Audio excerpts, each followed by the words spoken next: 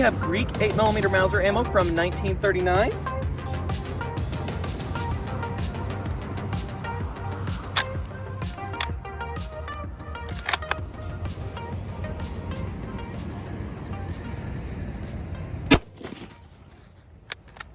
$2,517.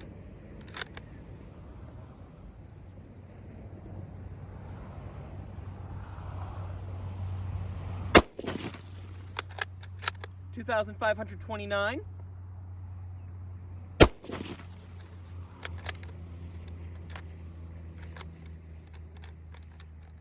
$2,442. It's specifically the second to last round that's having a hard time feeding, and that's been happening all day.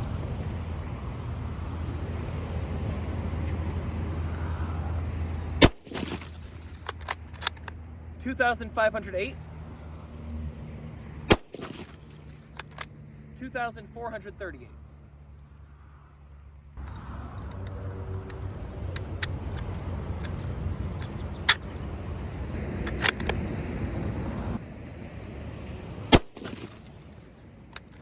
$2,456.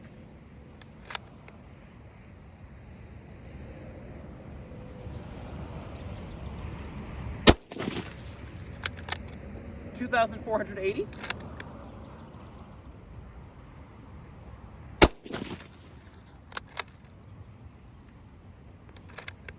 $2,447.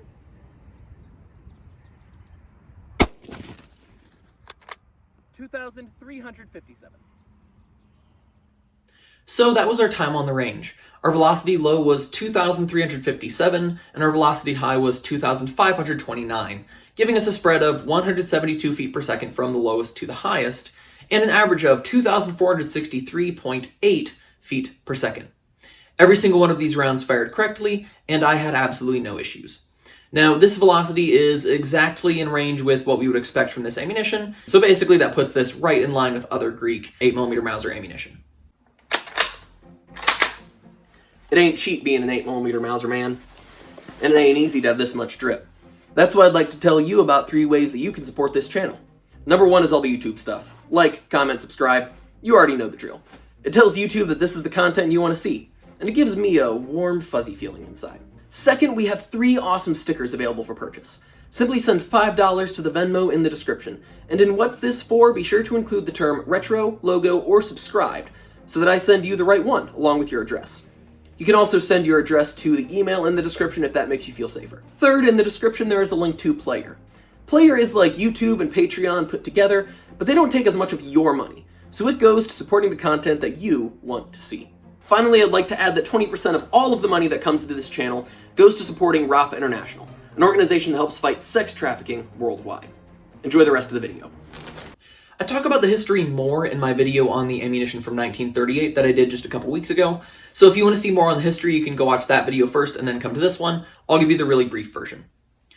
There are basically 2 different labelings for Greek ammunition from these years, and that would be the Greek boxes and the English boxes, or the French boxes actually, but using the Latin alphabet. The reasoning for this is because, well, some 8mm Mauser ammunition was produced for Greece's own military, some of it was made for export, particularly to Great Britain. Why was Great Britain using 8mm Mauser, a German cartridge? Good question. Because they adopted the Bessa machine gun, which they used in tanks and armored vehicles, and they could not use the .303 British round in that. They tried it and it was just unreliable, so they switched to the rimless 8mm Mauser. Well, mainly they retained the rimless 8mm Mauser that the gun was originally manufactured for. So they needed to get an 8mm Mauser supply, and they bought a lot from Greece. So this ammunition is labeled SS, meaning it's a heavy ball ammo, and that is why this ammunition is labeled with English or maybe Latin characters rather than the Greek characters. As far as I know, the British contract Greek 8mm Mauser is from 1938 to 1940, and none exists from 1941, because Germany invaded Greece in April of 1941, so it was right at the end there.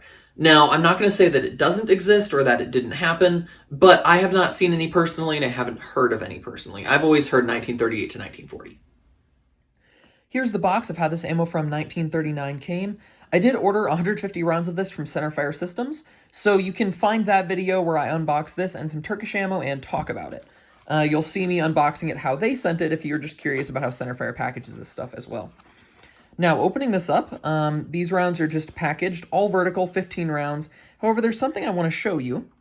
I'll pull out this one and this one. In the same box here, we have a couple different head stamps. Both of them say PCH. This one is from 1938, and this one is from 1939. Now, while I was pulling my bullets, I also found this one, which is labeled in the Greek. You can see the EPK up at the top, and then EK, of course, it's the Greek letters, not the English letters. And then this one is also labeled 1938, and this one came out of the same box. Not that box, but the same boxes that this ammo came in. So I think what probably happened was that this got mixed on the line, just the cases got mixed together. The cases are all the same, so it doesn't really matter too much if they get mixed. The only difference between these is the head stamp and how the primer is sealed in there. You can see these ones have a little crimp right there, and this one right here does not, the one that is the PCH from 1938. Everything else about these rounds is identical, which makes me think it's not really too much of concern for who they were exporting it to if they had slightly different head stamps, as long as the boxes were properly marked. Moving on to our bullets, our bullet weights were 196.8 grains to 197.7 grains. That gives us a spread of 0.9 grains from the lowest to the highest, and an average of 197.4 grains. So that means this is less than 1 grain lighter than the 198 grains we should expect this ammo to be, being an SS round. Here are some bullets. They are a little bit longer, being the 198 grain, and then that is the base. The base is just lead. There's a crimp right there, and it is a boat tail projectile. Also, these rounds are magnetic. I don't believe it's because they have a steel core. I think it's just a bimetal jacket, as I said in the video on the ammo from 1938. Our powder weight low was 43.7 grains, and our powder weight high was 44.7 grains. So that gives us a 1 grain spread from lowest to the highest, and an average of 44.07 grains. So about 44 grains. And that's about the same as our last Greek ammo was right around 44 grains.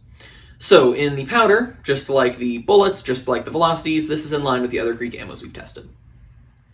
Finally, just like our last video on the ammo from 1938, this is a flake powder, which all of the Greek ammo that I've seen so far has flake powder. Speaking of in line with the other Greek ammos we've tested, this is exactly how I feel about the use for this ammunition. It is high quality in my opinion. I didn't experience duds or hang fires, and I like it. It seems to shoot pretty well. You might have different experiences, but this I fired a little bit more of than I normally do in my testing because I had more of it, and even in all the rounds I tested, I did not experience any duds or hang fires. This ammo is corrosive, so clean it appropriately. I have a video on that if you want to check it out, or you can go and find your own way to do it, which is perfectly fine. All of that being said, I am 8mm Mauser Man, and I fired Greek 8mm Mauser from 1939, but I lived on. Which proves it's hard to get the best of a man named John. Big John. Big John.